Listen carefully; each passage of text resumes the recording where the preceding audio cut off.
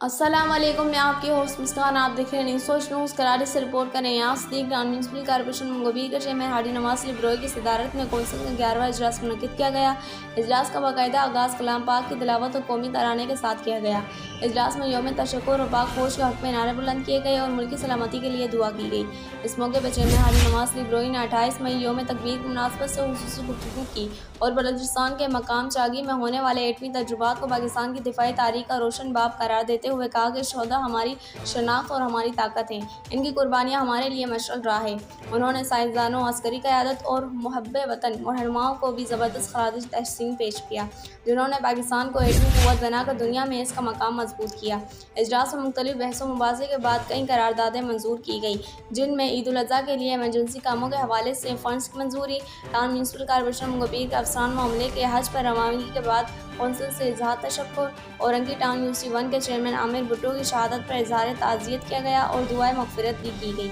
اس موقع پر مختلف کمیٹیوں کا اجرا کیا گیا اور ان کے نوٹیفکیشن جاری کیے گئے۔ اس موقع پر چیئرمین حاجی نواز علی بروئی نے اپنے خیالات کا اظہار کرتے ہوئے کہا کہ یہ کونسل ممبران میری طاقت ہے اور یہ افسران و عملہ میرے بازو ہیں۔ جس طرح 2 سال میرے کونسل ممبران اور افسران نے میرا ساتھ دیا ہے، امید رکھتا ہوں کہ آگے بھی ہم ساتھ مل کر منگوبیر ٹاؤن کو ماڈل ٹاؤن بنانے میں کامیابی ضرور حاصل ہوگی۔ اجلاس میں اپنے خیالات کا اظہار کرتے ہوئے کونسل ممبر علی اکبر کاچلو نے کہا کہ پچھلے 2 سالوں سے سندھ سولڈ ویسٹ مینجمنٹ کی جانب سے ان کے اقدامات مایوس کن ہیں،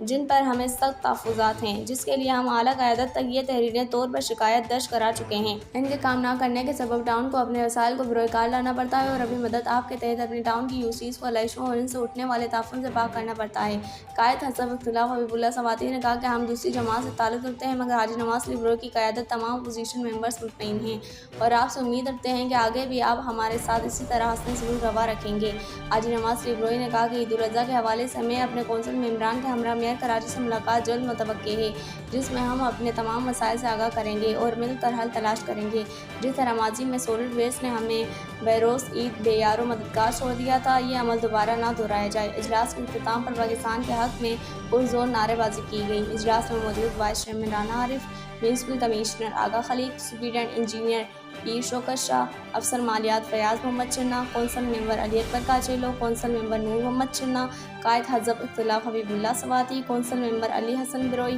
کونسل ممبر حسن بلوچ، اقبال میدانی،